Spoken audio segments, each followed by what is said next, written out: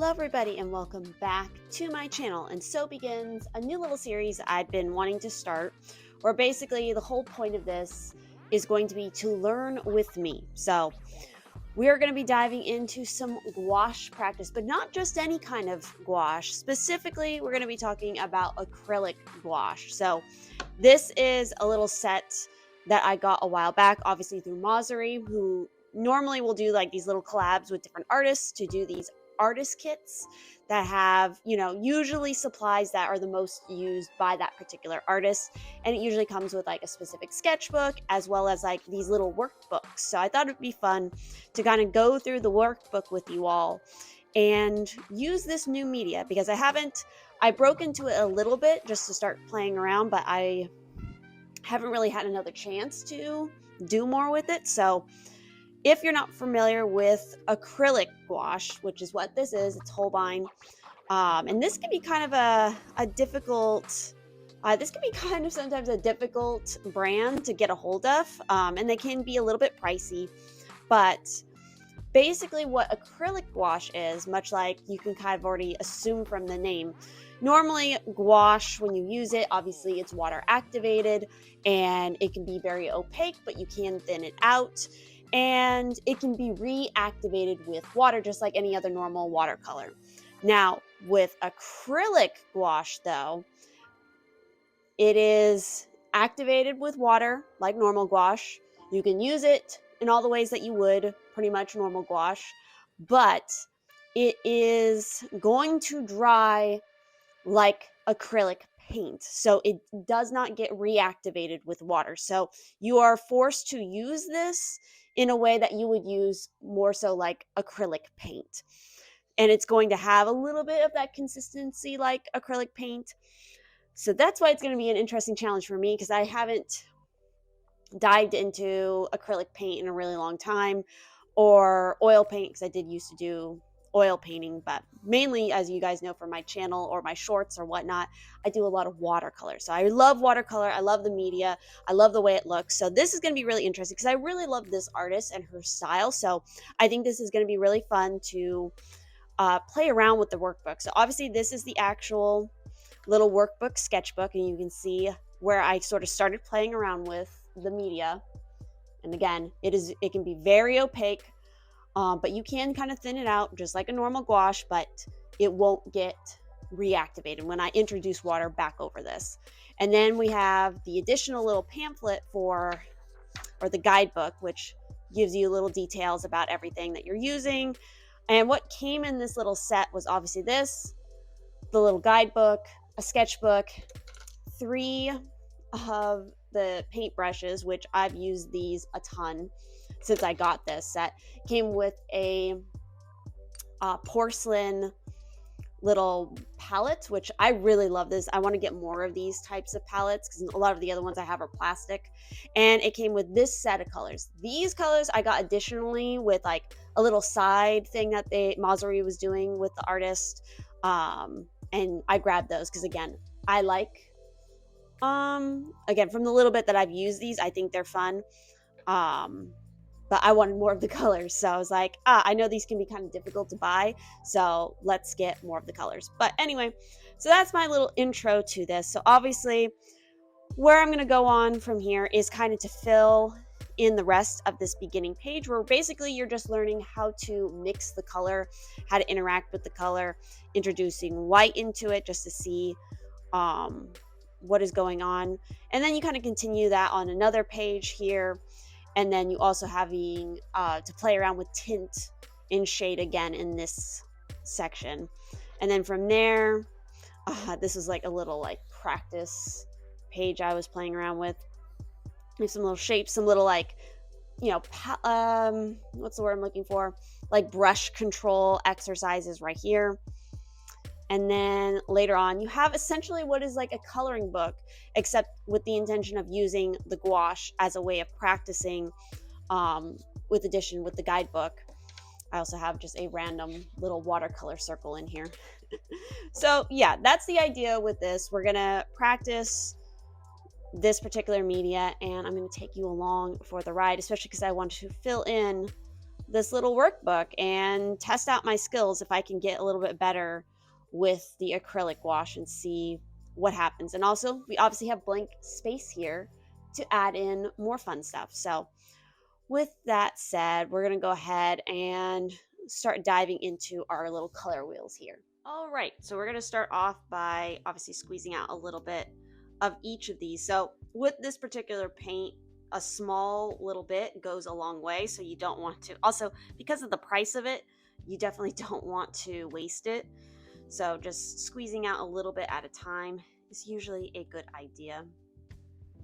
So basically for these next short little clips, I condensed down this whole process to just a couple seconds per clip of me working on these different color wheels. Originally, I was talking during the filming of these clips, but my mic was not working at the time, so none of it got recorded, which I guess in a way is a blessing in disguise, because if all of those clips had my voice in it for the whole thing, this video would be absolutely way too long. I think altogether for this video, with all of the clips, including the final stuff, it was over 2 hours long, and I don't think anybody wants to sit through 2 hours, or almost probably more like an hour of me doing color swatches. But I still left the footage in here just so that you could see that I did sit through the process of mixing all of these colors and understanding the color relationships, which I talk a little bit later in further clips here in this process. But yeah, I figured I would just do a quick voiceover for this section, just explaining that a little bit. Also, there was something that I had mentioned in one of the videos, talking about something my painting professor had told me back in school, where he really encouraged us not to use black, to mix that in with our paints, because it would dull it instead of really making richer colors, which is something that you do mixing complements instead, which is pretty sound advice. It does make a difference, as you'll see, because there is a section of the color wheel process here that we mix black in instead of complement, and you'll see a difference, and I explain that shortly. So yeah, on with the rest of the video and end of my little voiceover section here. All right, so a little recap of the process so far of setting up this acrylic gouache workbook.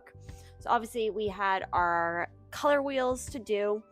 And again, the whole process of this is basically, 1, adding white to tone down the color, and 2 is obviously mixing a sort of complement to see what kind of range you can get with your colors, because generally it's a good idea to mix your colors with complements if you want to try to get something that's darker or something that's lighter, because it adds a little bit more of a rich, hue to things. So we did that first one. And then we had another set where I was kind of playing around with some of the other colors. This was kind of our skin tone tester color wheel here. So we get an idea of like, okay, what sort of skin tones can I mix later on here with some of the figure drawings. Then we have just mixing, adding white tint and adding the shade with the black with just each of the straight colors. And as you can tell, again, if you compare this to the previous wheels where we were mixing with the complement, you can see how it kind of dims the color when we add that black, instead of darkening it, but also still enriching it with that complement color. So this is a good example of like what I meant by that. And again, why my painting professor was always suggesting for us to not grab for the black or the white to lighten or darken a color. So with that said, our next portion here is a little bit of a challenge, specifically in regards to using the specific paintbrushes that came with this set. And so the paintbrushes that came with it, we have a filbert size 8. We have a round 0, which is referred to as the liner brush. And then we have a 2 round, which is just referred to as like the small round brush in this set. So the goal, and so the challenge, and you can see I was like starting to try to do it here, was for this box here to only use the filbert brush to neatly draw within these squares. Then with this set is to use the liner brush to make nice marks, following it. And lastly, using a combination of the 2 round and the filbert brush within this little shape area to make nice ones. And you can already see I was struggling with that a little bit, but we're going to go ahead, we're going to do that process and see how well I can control the acrylic gouache with the paintbrushes, which I already have a feeling based on doing my little swatches that it might be a little bit difficult for me, because again, the consistency of this is different from a normal gouache. Again, it leans more towards how an acrylic paint feels to a certain degree. So, and that's just not a media I have used a lot, especially within the last like 5 years. So this will be interesting.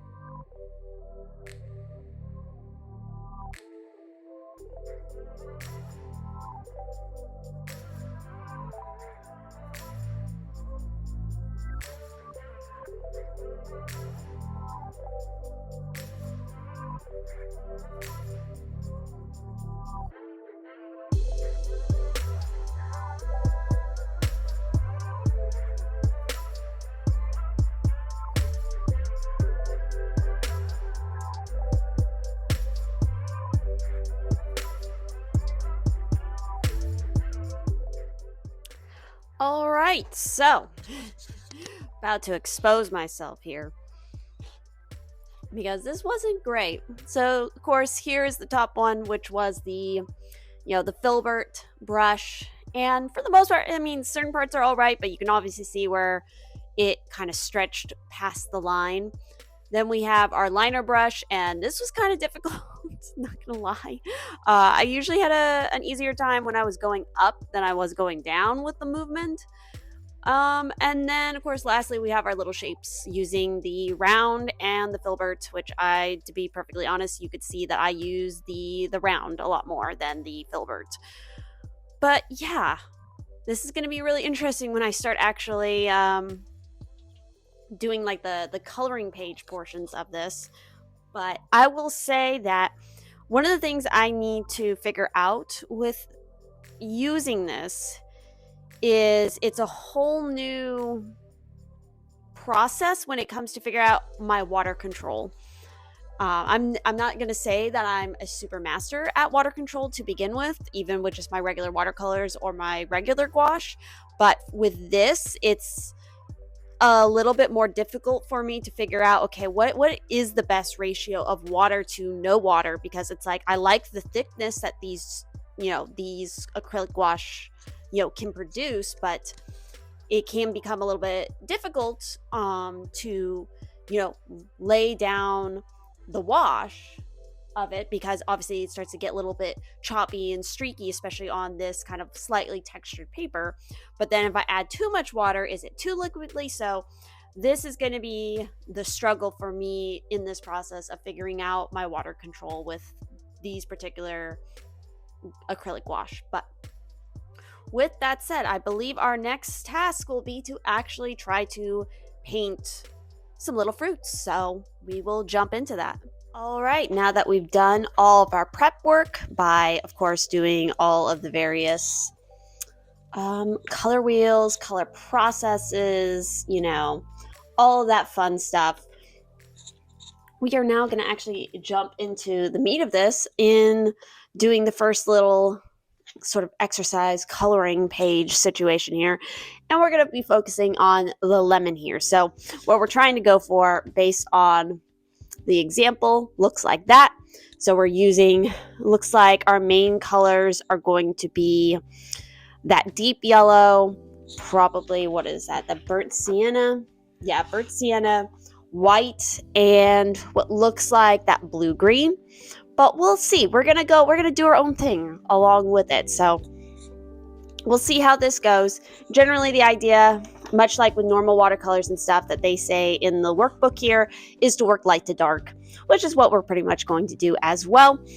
But I'm sure a lot of you are kind of looking, you're probably wondering like, that this whole process back here, it seemed very tedious and time consuming, and you would be right.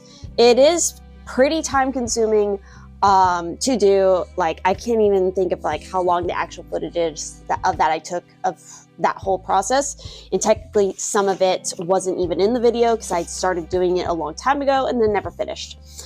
But what I will say, regardless if you believe that to be tedious, it is a process that you should do. Why? Because it does teach you what to expect from the medias you are using. So because I have this as a basis now, I am in pretty good shape to figure out exactly how I want to mix certain colors, because I've already done that legwork. And, and have a better understanding of, or at least a little bit of a better understanding of how the acrylic gouache is going to behave, probably how many layers I'm going to have to use to do certain things. And that's all part of the process. You should be doing that process with any media you're using, whether it's acrylic markers, watercolor, oil paint, whatever it may be. I also learned through this that, for me personally, it is definitely a little bit of uncomfortable territory using something like the acrylic gouache because it dries so quickly. That is something I'm not used to at all. Even back when I was doing like full-on like canvas paintings back in school, I was mainly using oil paint. I wasn't using acrylics. So oil paint dries extremely slowly. So, and in all honesty, watercolors kind of do too. Like, you can get watercolors to dry a lot faster if you have certain tools. But for the most part, it's water. It takes a while for it to dry. So that is rather an interesting thing to consider and to think about, is how fast this particular medium dries in comparison to everything else that I'm used to using. So yeah, while it may be a tedious process to kind of sit there and, swatch all of your paints, do all of that, it does come in handy in the long run, because it shows you, again, what you can actually do with the tools you have. And especially as, beginner artists who are just getting into, doing their craft, it's like, you don't want to shell out the money for those expensive paints, and you don't need to.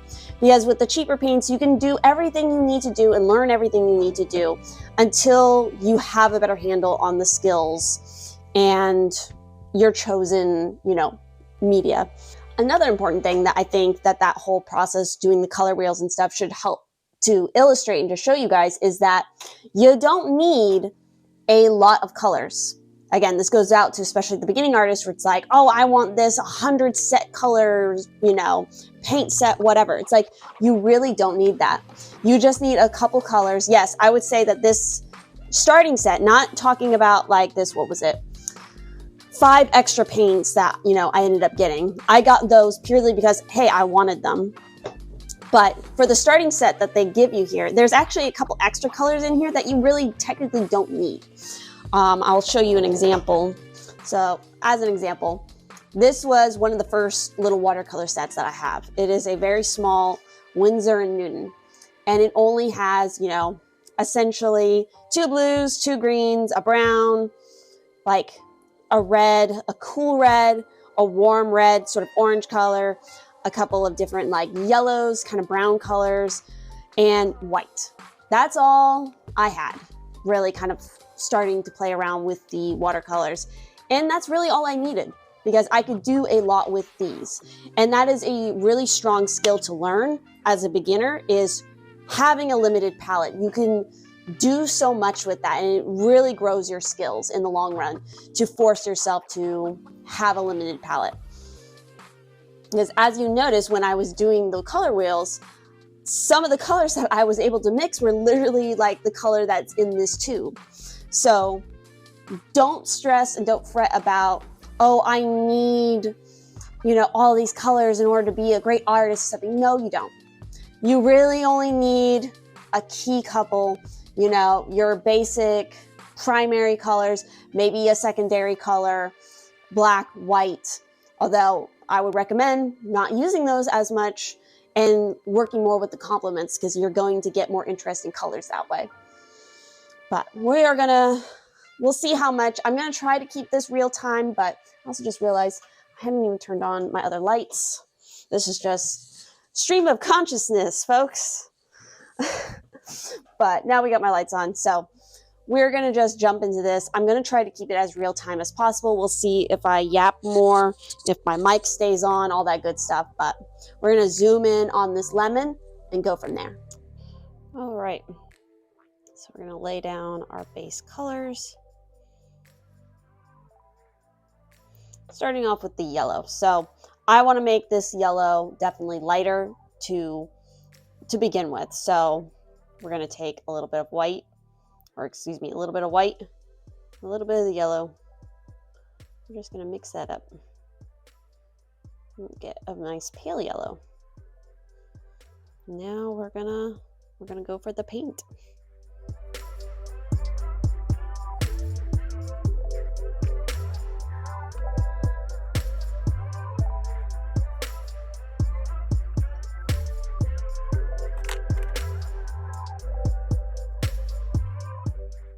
Switch to a larger brush because I think the larger brush will cover a little bit faster, but clearly I'm not great at staying in the lines right now.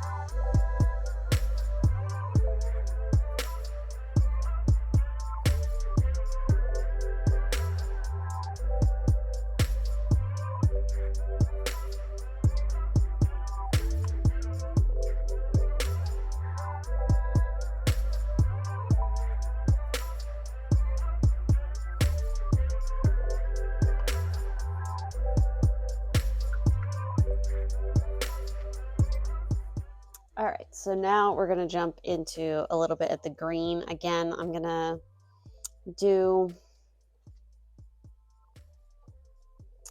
mix a little bit of the white with the green. But we're gonna add a little bit of yellow in there just to get it a little bit more like the leaves.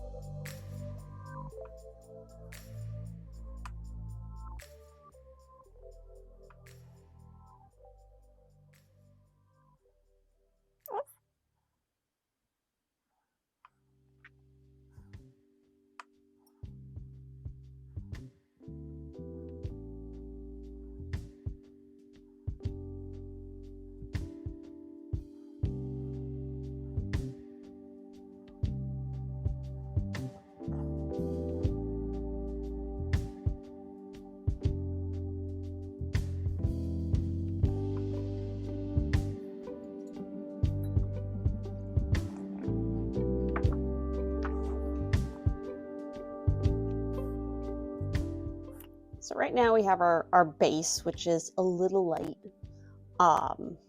So we're gonna start working on darkening up the colors. And I feel like one of the first things I wanna do is kind of jump back into this green to put, because it looks like in the example, they used green as a shadow on the lemons. So let's try to make a little bit of that shadow color.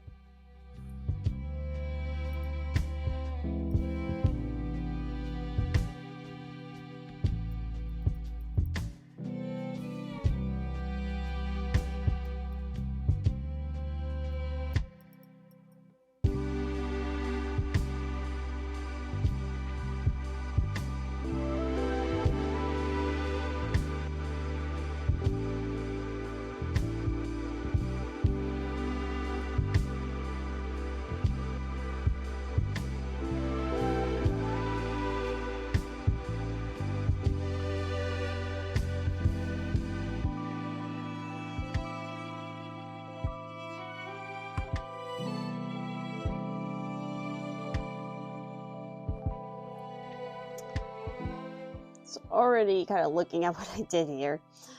It's not great.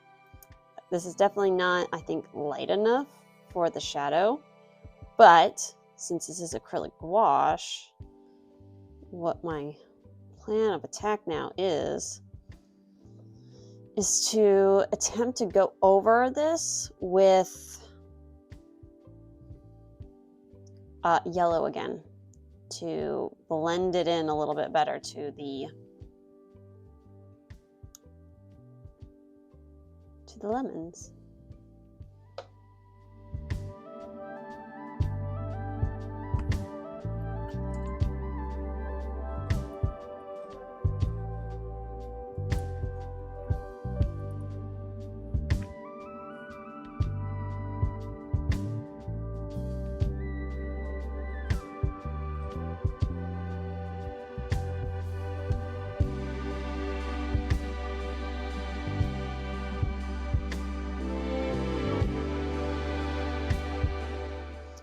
I'd say that's feeling more like a lime or unripe lemon at the moment.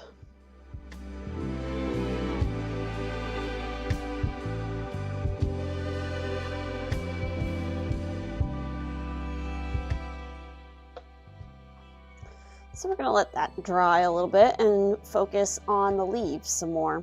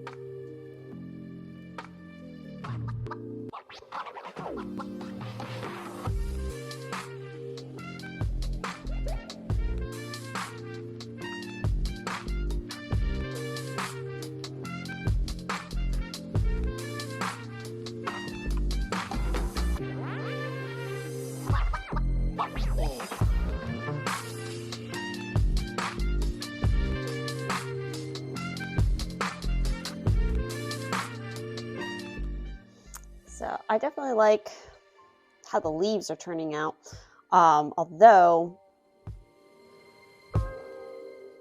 I do want them to be a little bit more of a green. So we're going to switch our brush to the liner brush. And so I forgot to put more of my little starting colors on here.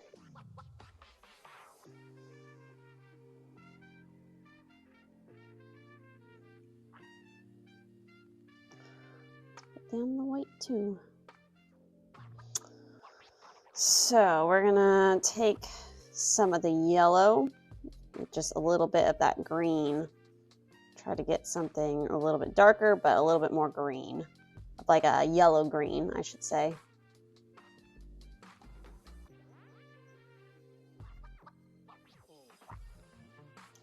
So now we have this more, it's kind of hard to tell on the brush, but the tension should be that it's more of a yellow green. Yep.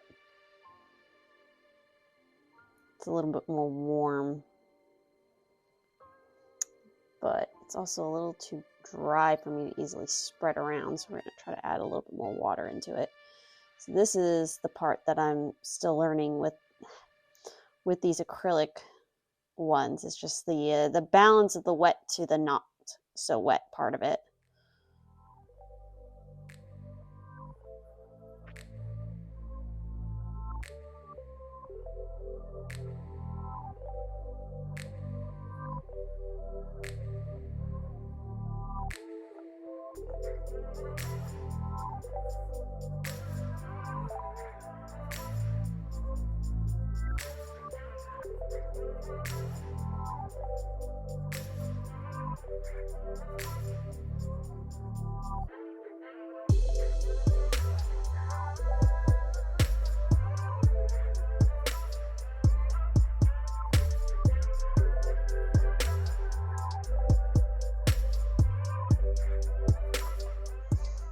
As you'll notice, maybe I kind of messed up right here, and that was meant to be the yellow of the lemon.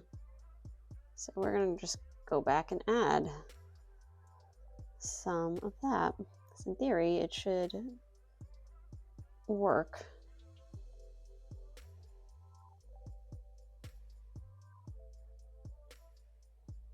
Get that, and it layered on there. Now we have that little tip of the yellow coming out. Speaking of which, we're going to jump back into the lemon situation and try to tone down that shadow.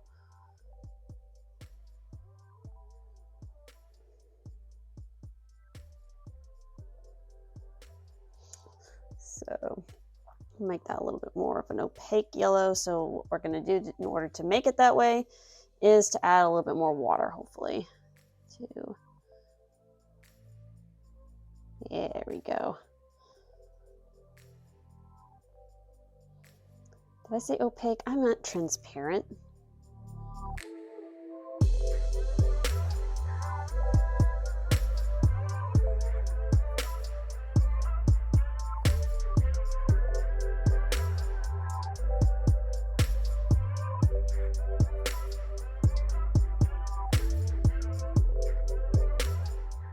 Yeah, I think that looks a little bit better, if not maybe a little bit streaky, but it is a start.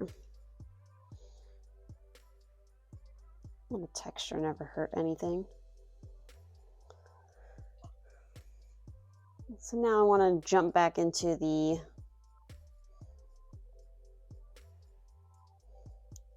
leaves.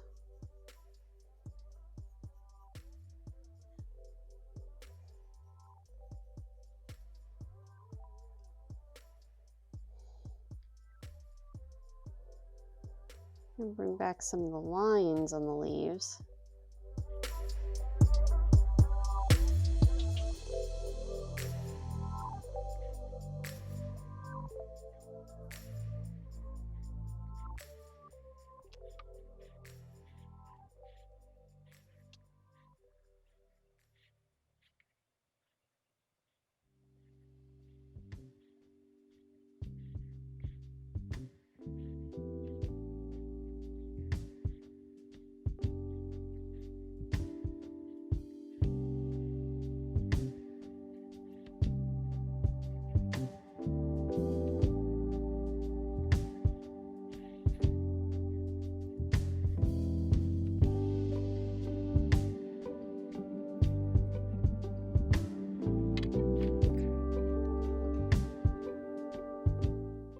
Realize that this is actually a brown color in the example. So we're going to bring a little bit more of the brown back in here into the little stems.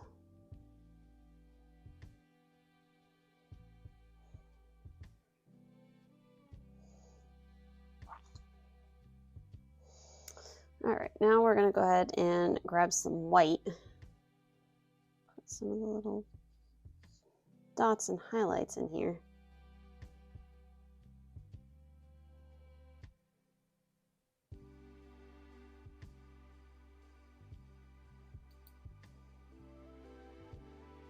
Put some on the leaves because I want to.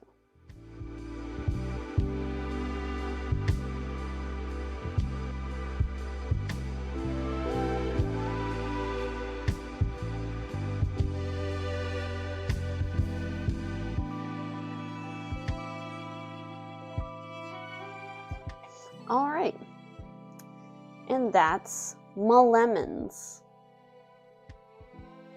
So yeah, that's how the lemons came out. You know, they're all right. Is it perfect to the book example?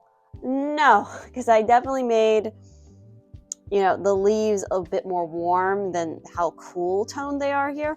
So I'm definitely gonna attempt with some of the other examples to try to get it more of the cool tones, but I don't know if we're going to be doing that necessarily in this video here.